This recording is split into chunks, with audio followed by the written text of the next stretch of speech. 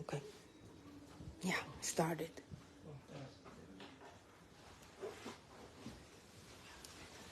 Thank you.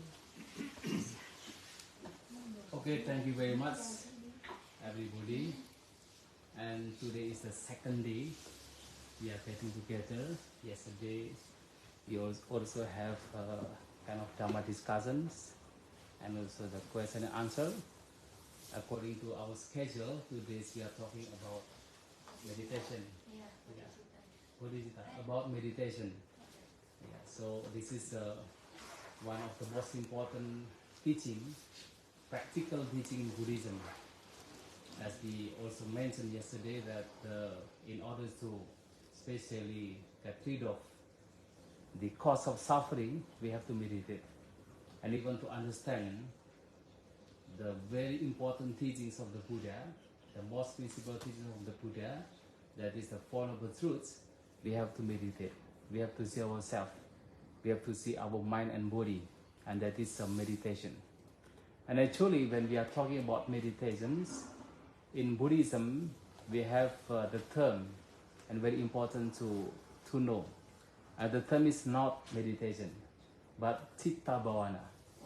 Because normally when we are using the term meditation, sometimes some people just think meditation is only just focusing the mind, right?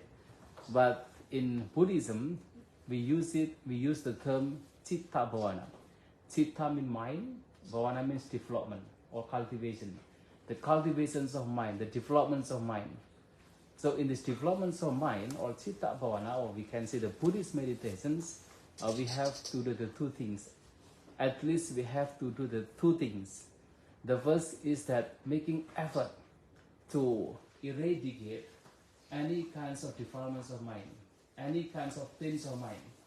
Because in order to develop our mind, we have to eradicate the defilements of mind. It is impossible to develop our minds if our mind is still being overwhelmed. There are various kinds of things, there are various kinds of defilements. So we have to make an effort, the best effort, to eradicate the defilements of mind. This is the first one. And the second one is that we have to cultivate, we have to develop whatever wholesome states of mind. Not only just concentration, because now when we are just using the term meditation, normally some people just think this is about concentration. But in the Cittabhavana, in the mental development, it is not only just concentration, but also we have to develop all kinds of wholesome mental states, like, like mindfulness, and then the good effort, and then of course concentration, the wisdom, equanimity, even the passion. All these are the good mental states that we have to develop in this Cittabhavana, in this meditation. So the two things we have to do. And why we have to eliminate these defilements of mind, especially rooted on three things, that is a greed, hatred, and delusion, because all these defilements of minds are the causes of suffering. And yesterday we have discussed about the Four Noble Truths, and very important teaching of the Buddha, that we have to root out, we have to eliminate these causes of suffering. And the causes are none other than these defilements of mind, the greed, hatred, delusion.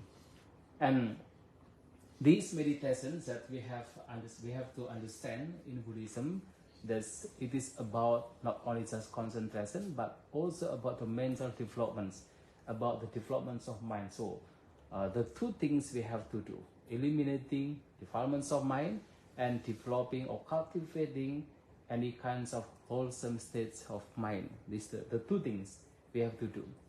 And yesterday I got a kind of message from Mr. Sutamo. That's the message from Mr. Sutamo that I need to explain about the Paticca Samuppada in relation to the meditation. I don't know from where, which person asking you. Yes. Yeah, actually, there's the teachings of the Buddha, even though the Buddha has taught his teaching for 45 years, but actually what his teaching is only one. That is about the Four Noble Truths. So whatever teaching that the Buddha has given, has taught us, all his teachings are only about the Four Noble Truths. So likewise, when we are talking about meditation, it is also only about these Four Noble Truths. So yesterday I mentioned that we are meditating, we are seeing ourselves. We have the mindful toward ourselves each and every moment. It is actually only in order to understand what suffering is. It is only to eliminate the cause of suffering. So the meditation to see ourselves is only to realize the cessation of suffering. And that meditation itself is the practice of the Noble Eightfold Path as the fourth truth of the Four Noble Truths. So the practice of the Eighth Noble Path.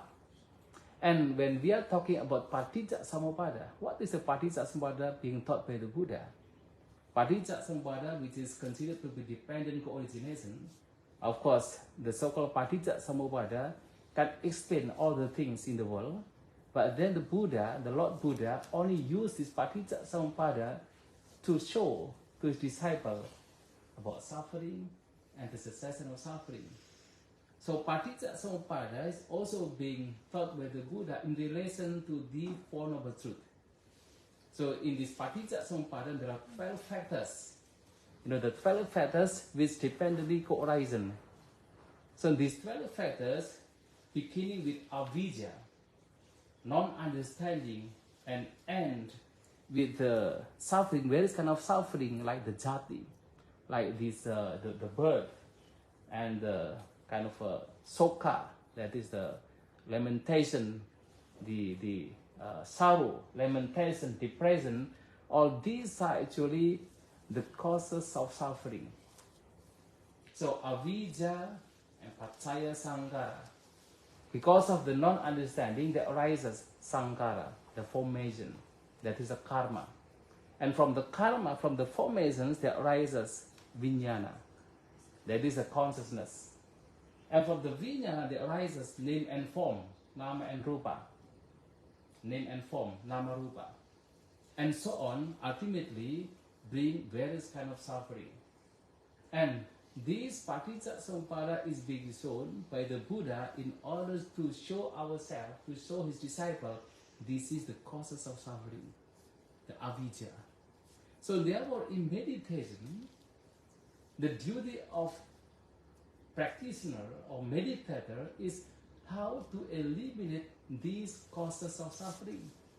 How to eliminate first avijja. So what is avijja? And again, the Buddha said, avijja or non-understanding is about the non-understanding of the Four Noble Truths. So when we don't understand what is the suffering, what is the cause of suffering, what is the cessation of suffering, and the path leading to the cessation of suffering, this is avijja. So meditation is how to eliminate this avijja. In the same way, meditation is how to make or to give rise for the rising of vijja. So avijja is the non-understanding of the Four Noble Truths, and then vijja is the understanding of the Four Noble Truths. So for the very beginnings, for this itself, for this avijja itself, when we are talking this is as the cause of suffering, so the meditation is how to eliminate avijja. And in order to eliminate avijja, such a person or such a practitioner needs to understand and penetrate the Four Noble Truths. Of course, before we are penetrating the Four Noble Truths, first we have to understand what the Four Noble Truths. Yesterday we already discussing about the Four Noble Truths. So we have to understand first. We have to know first what the suffering, the cause of suffering, the cessation of suffering, and the way leading to the cessation of suffering. We have to first know these Four Noble Truths in order to penetrate. So by meditation, so we try slowly to understand what suffering is, the causes, its cessation, and the path leading to its cessation. So by meditation. And you know that in this Paticca because of this avijja, so with the avijja as the condition, there arises sankhara. What is sankhara? Sankhara is the formation, and sankhara is the karma. Sankhara is the action. There are three kinds of sankhara. The first is punya visankhara. That is the demeritorious actions and wholesome action. That is apunya visankhara. And the second is punya visankhara. That is the meritorious action. And the third one is aneja visankhara. That is the actions related to unshaken state of mind. That refers to the attainments of arupa jhana. You know arupa jhana? The very high concentration. So there are two kinds of jhana. The first rupa jhana. The jhana, the higher concentration, is related to materiality. But this arupa jhana is a higher concentration related to non-materiality. That is a very high, very deep, profound state of mind. But that is still the karma. That is still the sankhara. And what is important here is that these kind of actions, not only just unwholesome actions, even the wholesome actions, meritorious deeds, that is originated from avijja, from the non-understanding. And because of the non-understanding, beings always do various kinds of action, sometimes good, sometimes bad, just like a blind person. Then such a person is blind, no any eyes, and then sometimes when being asked to go to somewhere else, sometimes just on the right path, but sometimes going to the wrong path. So likewise, when we are blinded by this avijja, not understand, for example, not understand that the cause of suffering is tanha. The cause of suffering is a craving. So we always do various kinds of actions out of craving. Sometimes the bad action, sometimes the good actions. And what is important here, especially when we are relating these two meditations, you know that in meditation, especially when we are practicing the insight meditation, there is a vipassana bhavana, you are being trained to see everything as it is. To see everything as it is. You are being trained to see whatever phenomenon occurring at the time, in the very first moments, without being shaken by liking and disliking, without being overwhelmed by liking and disliking, but the mind is in the state of equanimity, equanimous. So not shaken by liking and disliking, because liking toward the object, any kinds of phenomenon, that is also the craving. That is a craving to attach. But even the disliking toward the object, toward this occurring phenomenon, that is also the craving. The craving to avoid. So liking and disliking are the craving. And that craving is the cause of suffering. And that craving itself is the action, is the karma. So because of people don't understand that this karma, this craving as the cause of suffering, so they always do various kinds of action. They always do the sankhara, the mental formation. So in the meditation, we are being trained not to do any kinds of action. There is one story, there is one verse given by the Buddha to a certain person. Actually, he was a minister at the times of the Buddha, the minister of King Pasinati. And he came to the Buddha because at that time, that's a minister, the name is Santati. I think you have heard. Minister Santati? Not yet. So this minister was actually very sad because one woman that he really loved and then suddenly died. And he came to the Buddha telling the story about his sadness, and the Buddha just gave, because the Buddha also knows that this minister has a very matured mind. When the Buddha gave this discourse, this teaching, very short teaching, because only just one verse that minister will understand, even will penetrate this dharma, this teaching, the truth. So at that time, the Buddha said in Pali verse, he said like this: Yang pube tang visudehi, pachate mahu kincana, maje jeno gai sasi, upasanto cari sasi. Have you heard? Not yet. So this is actually the verse given by the Buddha in relation to this meditation, especially the state of meditation when we are practicing the vipassana, the insight meditation. Yang pube tang visudehi. So whatever in the past, you have to purify it. And sometimes people just translate it as just purify the past. Bersihkan yang lampau. This is in Indonesian language. Bersihkan yang lampau. Pacate kincana. Don't feel anything for the future.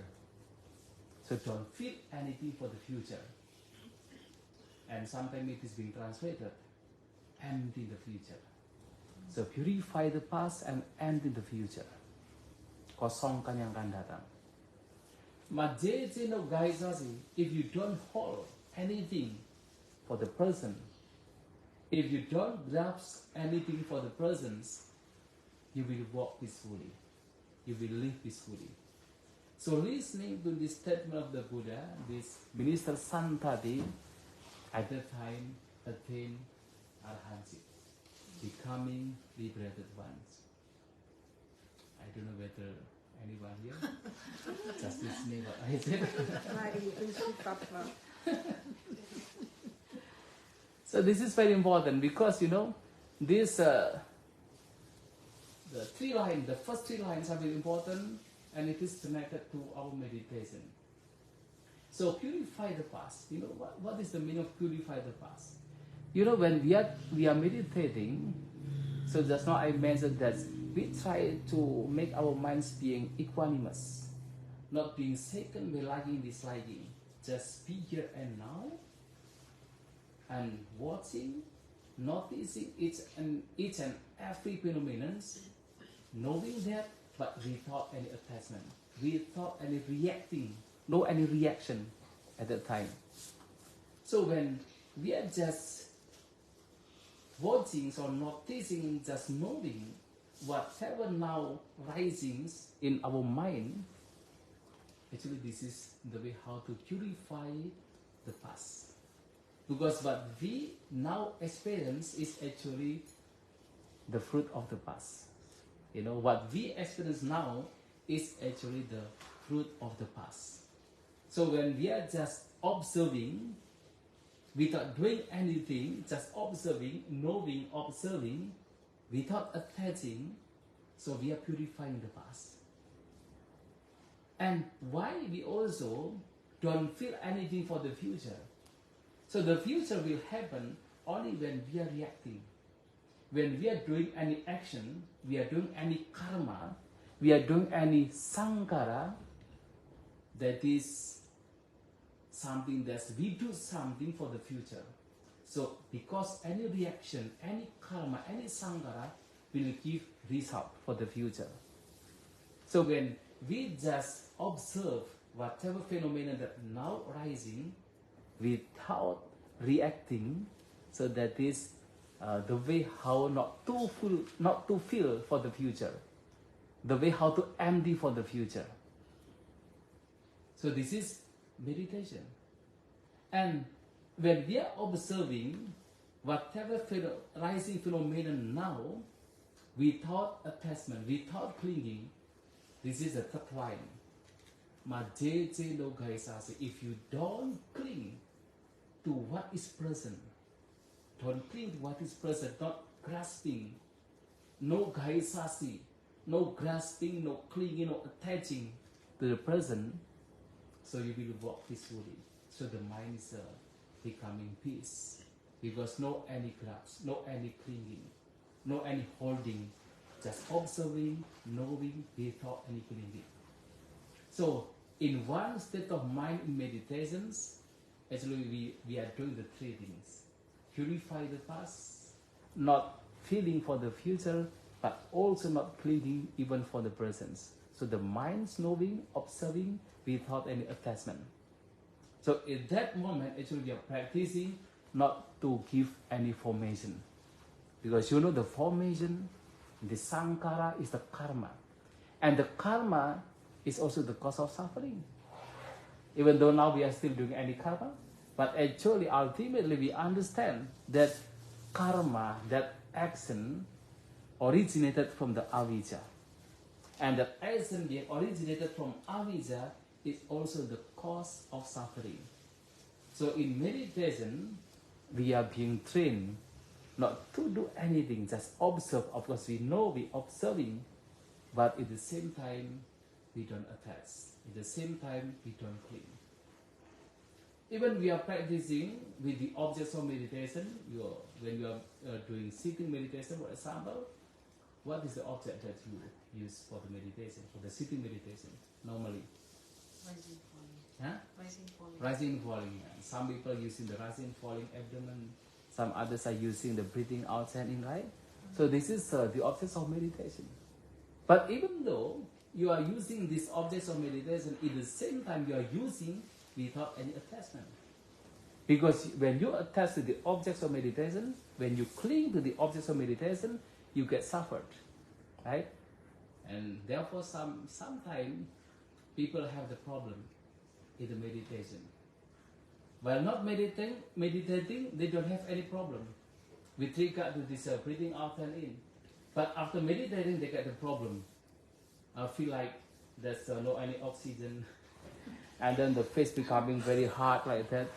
Why? Because that happened because the clinging, the attachment. Try to grasp, try to mengatur. Regulate. Huh? Regulate. Yeah, to regulate this breathing out and in. No, this is actually the cause of suffering. Because what we have to do is that this using breathing out and in, but without any attachment. Just use it, but not attaching. So let it be. Let this breathing out and in processing as it normal. Sometimes long, sometimes short, sometimes harsh, sometimes refining like that. So just let it be. I would use this only just observe, just knowing, just noticing without any attachment. So this is the way of meditation. So this is also the way how to slowly not to get involved with formation, with sankhara. Because the sankhara is the karma. And that karma, that sankhara originated from avijja, from non-understanding. So this is how this meditation is very related to this paticca samuppada. And of course, when the person doesn't have or solely practicing themselves not to entertaining with sankhara, so as a result also this vijnana, especially the linking rebirth vijnana, that is the patisani vijnana, also will not take its chance. That means no any birth anymore, no any birth, because when the sankhara is this action, the sankhara, the formation is not there, and then the vijnana cannot continue. And that also, of course, that happen only to those who attain arahantship as a liberated ones. But we are still having the formations. We are having this avijja, and we have to continue our life for the future. But somehow we are practicing, we are practicing not to entertaining with the formations. We are practicing to understand the avijja, so that one day you also can really not having paticca vijnana for the future. So this is how a meditation actually is practiced for the sake of that, for the sake of no rebirth anymore. So no any vijnana.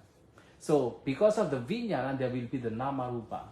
Because of this, the so-called nama rupa, the mind and body. So this nama referring to the three aggregates. So the Vijnana is the Vijnana Khanda. You know that in Buddhism, the so-called being is composed with the five aggregates.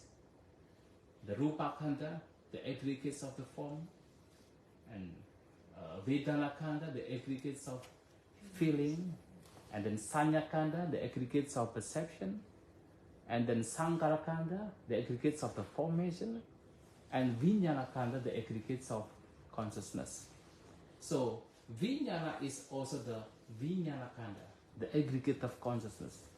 Even though sometimes it is referring to Patisthani Vijnana, but actually that's also referring to Vijnana Khanda, the aggregates of consciousness. And while Nama being translated as name and sometimes mind, it is referring to the three aggregates, especially the feeling, the perception, and the Sankara, the mental formation. While, of course, Rupa is the Rupa Khanda.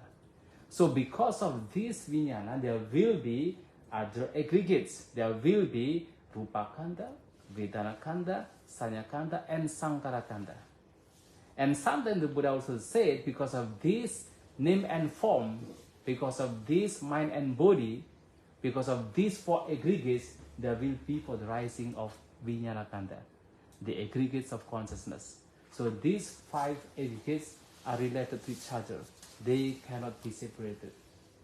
So in one moment, because sometimes some people ask me whether how to understand about these five aggregates.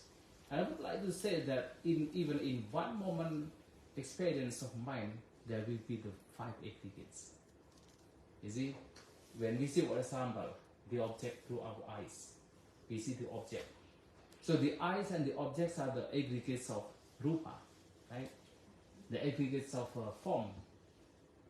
While again, while seeing the object, there will be arising the feeling.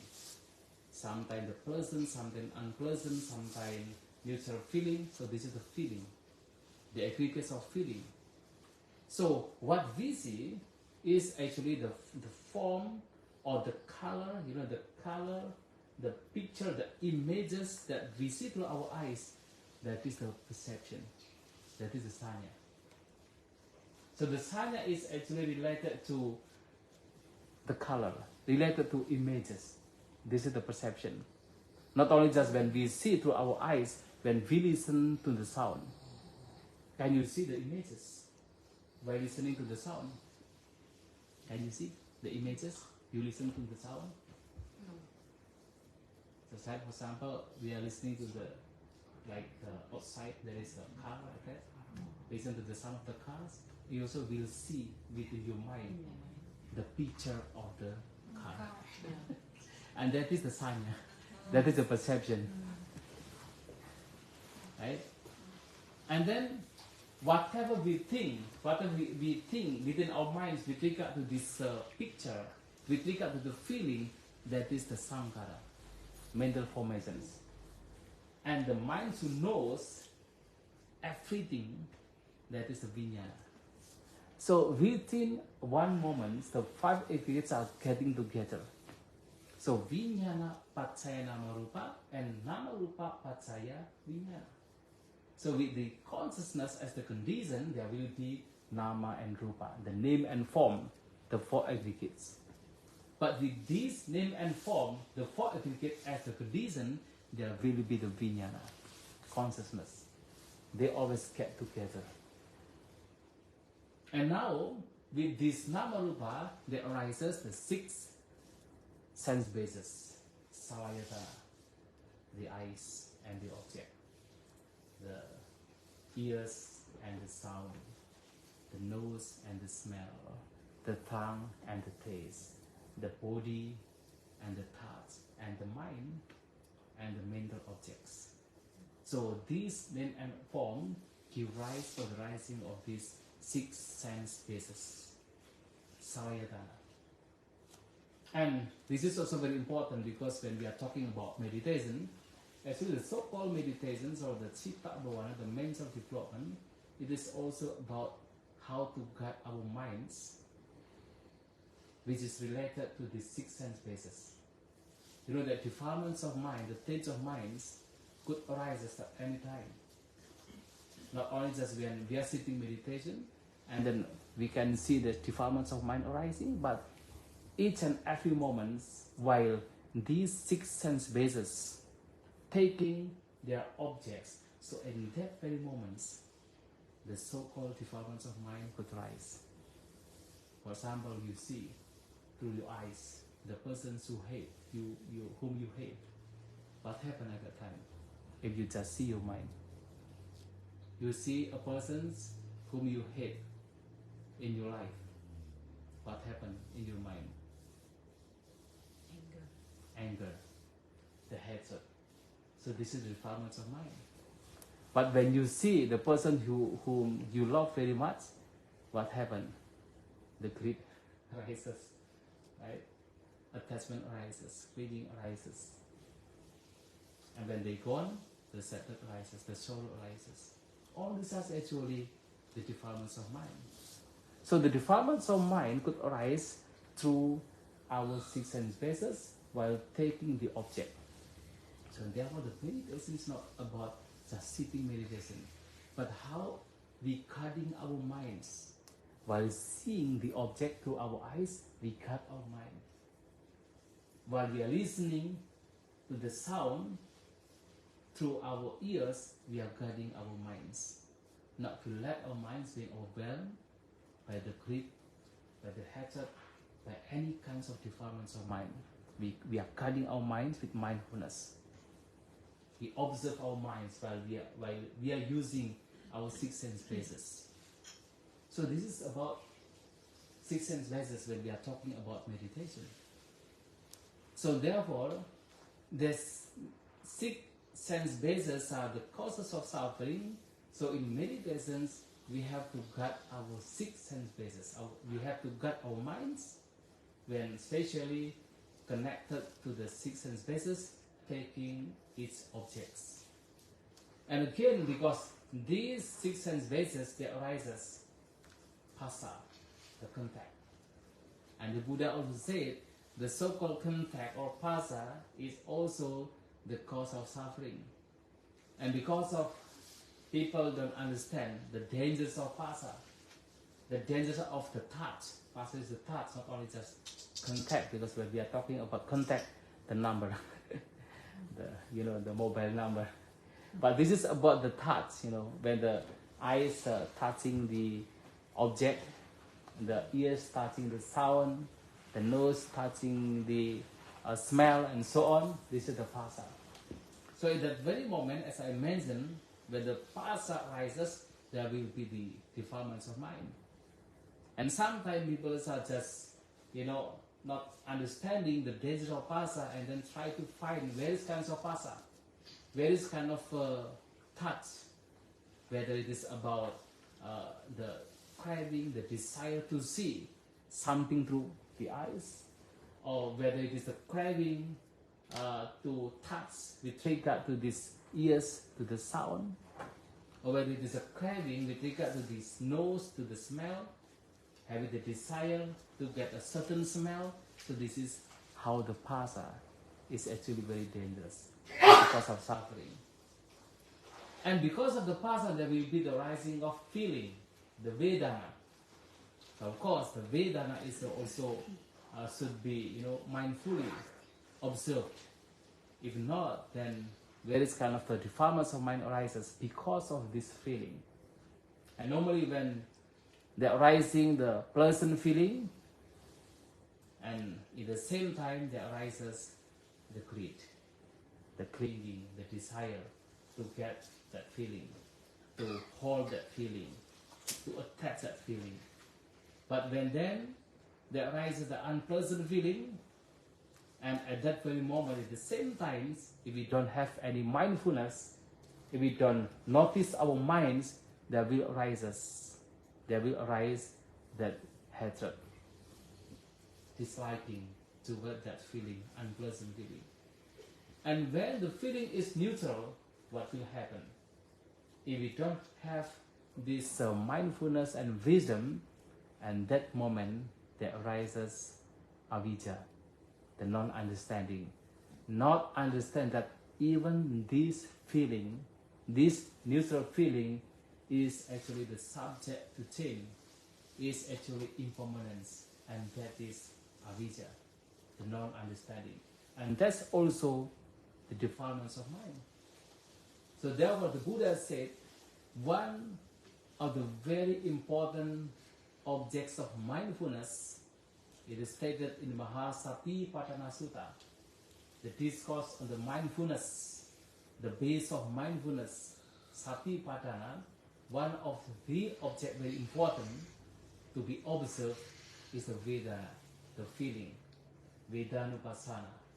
So contemplating, mindfully contemplating the feeling.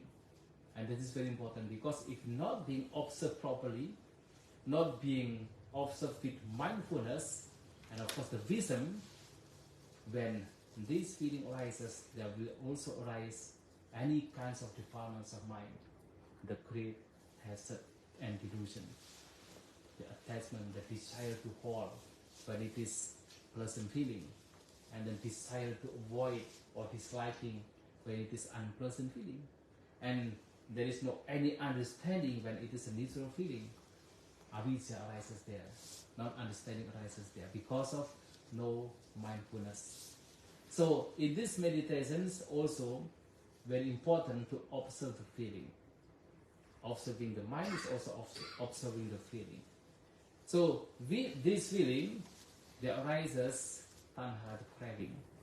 But if we just see the feeling with the wisdom, with the mindfulness and wisdom, or sati sambhajana, there will not arise the tanha.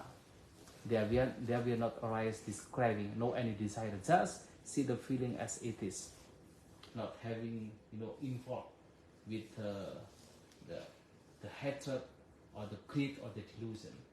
So this is one thing that we have to do with regard to meditation, and also connected to paticcasamuppada. And of course, with the tanha there arises the upadana, the attachment.